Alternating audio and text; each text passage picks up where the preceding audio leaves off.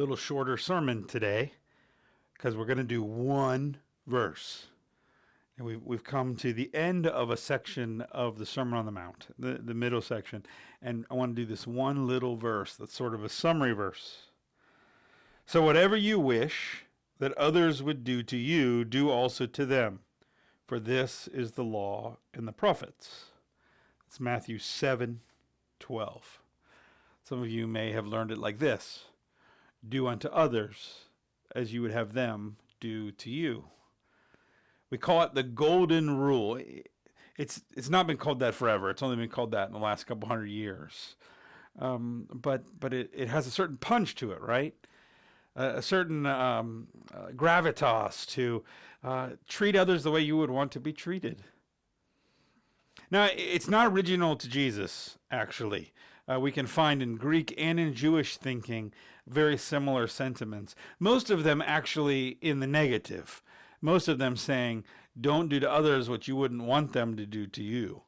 Now, Jesus is positive here, but it doesn't necessarily add much to the meaning of treating other people the way you want to be treated, or not treating people the way you wouldn't want to be treated.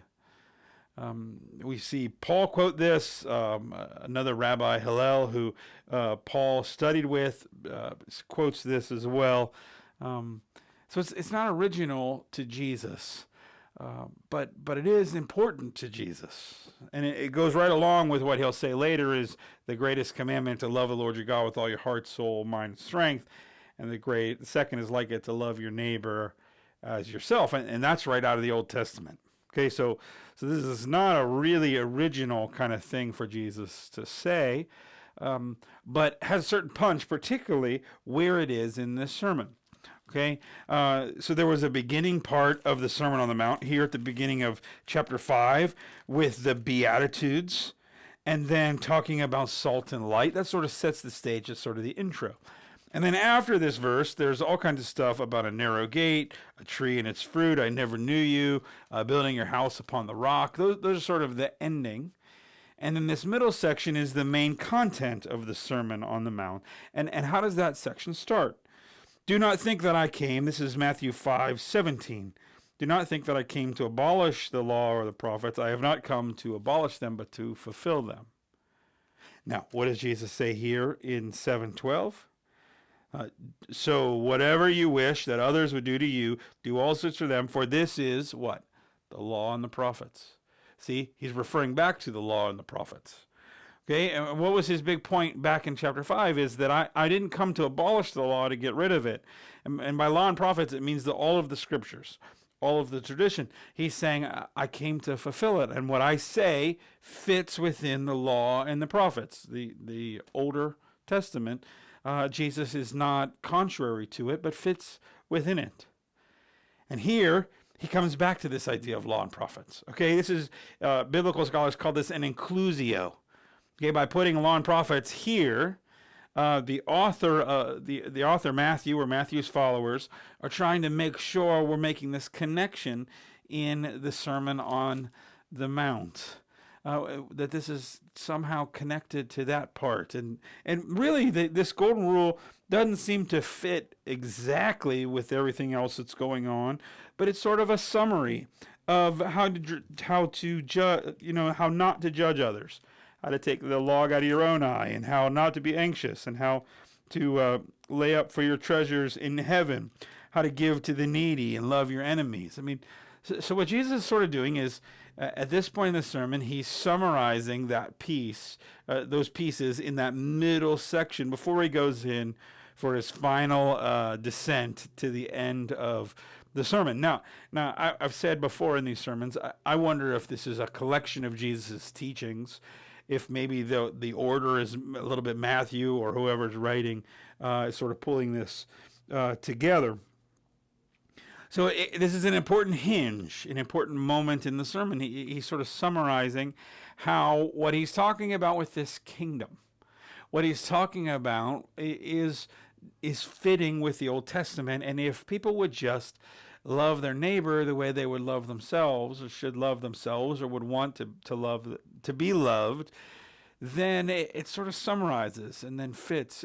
Not like it totally summarizes. I mean, there's plenty of stuff that Jesus has said about prayer, for instance, doesn't quite fit in this, and there's plenty of stuff in the Old Testament doesn't quite fit in this summary. But in a way, it's sort of like the bare minimum of the law. The bare minimum of what I'm saying is to love your neighbor as yourself. Now, let's just reflect on that a little bit. To love your neighbor is to be connected in some way with loving yourself. Now, does that mean I have to deny loving myself? Some have argued that. Does that mean I have to first love myself in order to be able to love somebody else? Some have argued that, as if I need to have high esteem if I'm going to really love other people. I don't know that Jesus is giving that kind of clarity, but I think probably both are kind of true, right? I mean, if I don't, I know people who really don't like themselves and really don't love themselves and don't know how to take care of themselves. And you know what I find? I find those people are really devoted to trying to help other people instead of helping themselves. But they don't do it well. Okay, if you don't have a love of yourself, an understanding of who God made you to be, then when you love other people, it's often something that happens because you're really trying to love yourself. Okay, you're really trying to take care of yourself. You're really trying to feed yourself by loving other people. You end up using other people, manipulating other people. And a lot of times, if you don't know how to take care of yourself, if you don't know how to love yourself, you don't know what you would want in this world or how you would want to be treated, then you don't know how to treat other people. A lot of times it's not your fault. A lot of times you just weren't treated well and you're in bad patterns. But often if you're in bad patterns, then you have a lot of trouble loving other people. Okay? The other side of that is that I've got to be able to love somebody. Okay, I got to be able to know, and I've got to be able to know what they are going through to know how I would want to be treated, right? I mean, there's a certain amount of kindness and respect that we should all get and we should all expect. But to really love someone, to really care for someone, to really do to someone what should be done, I really need to know the exact context of what they're going through. Okay, this is the difference between sympathy and empathy. Okay, sympathy is when I start to feel kind of what somebody is going through or feel something for what they're going through. Empathy is when I understand what you're going through. Okay, and in truth, I'm not sure you can ever totally be empathetic to somebody else, like know exactly what they're going through. Because even if I've lost my grandmother, if you lose your grandmother, I didn't lose your grandmother. I didn't lose your relationship with your grandmother. So it's challenging to understand totally what somebody else is going through. But I have to sort of do that work of empathy to really know how I would want to be treated in that situation, right? But the thought process is still the same. Thought process is, what would I like to be treated like? What would I need in that moment? And to have that kind of empathy and to have that then kind of care really does create a world of great kindness. Now we call this the golden rule. It's not. It's kind of a rule, right, or a ruler or a guideline, but really, I think one of the authors that I've been reading, Pennington, in his book "Flourishing in the Sermon on the Mount," he says that it's not really a golden rule; it's more like a golden vision, right? Instead of because I can't always know how that is going to work, and so it's not a rule that I can just follow all the time. But it's a vision for what kind of life would I be living if I knew what you were going through and I loved you and cared for you in the middle of it. Cared for you the way that I would like to be cared for. This golden vision kind of does summarize then this kingdom kind of life. But the important thing to not miss here is how it fits with the rest of this. Okay? It's not that you can just have ethics. Okay, morals, virtues. See, we try to do that. We try to teach people virtues, or we try to teach people rules to follow. But if you don't get the Jesus piece right, you don't get the kingdom piece right, then a lot of our morals and our virtues are going to be messed up because we don't have the heart right. Okay? I see people try to be kind in this world, but because their life isn't truly centered on Jesus, because they're not really trying to live this kingdom mentality, their love is oftentimes not really love at all. Or it's love for some, but not others. We love because Christ first loved us. Okay, we do unto others because Christ has done so much for us. That's the model. Okay, the model is what Christ has done for me. That's what I would want done for me, is what Christ did for me. And so there's a self-sacrificing, a giving, a loving wherever people are that Jesus did for me and that I would love to have in all these situations. So I give it to my neighbor. I give it to the one that is near me, to others. And it says all. So whatever you wish, in all that you do.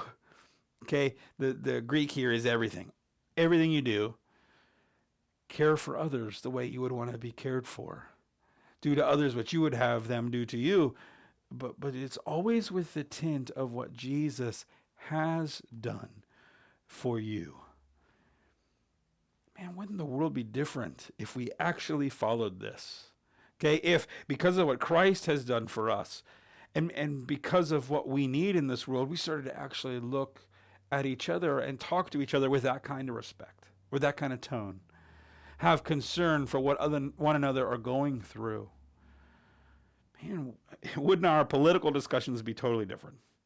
Wouldn't our national health discussions be totally different? Wouldn't our church discussions often be totally different? If we could see what Christ has done for us, yes, love and accept ourselves and who we are in Christ, and then treat others with that kind of love and respect. That's a really golden vision. That's how we bring this kingdom to earth. And we're never going to do it without praying. That's why this follows right after the ask, and it will be given, seek, and knock. Right? We're talking about you got to pray to look at your neighbor this way. But may you do that. May you love yourself and who you are in Christ. And may you look at your neighbor, your coworker, your friends, your family, and everybody and treat them. Speak to them. Look at them the way you would want to be treated. The way Christ treated you.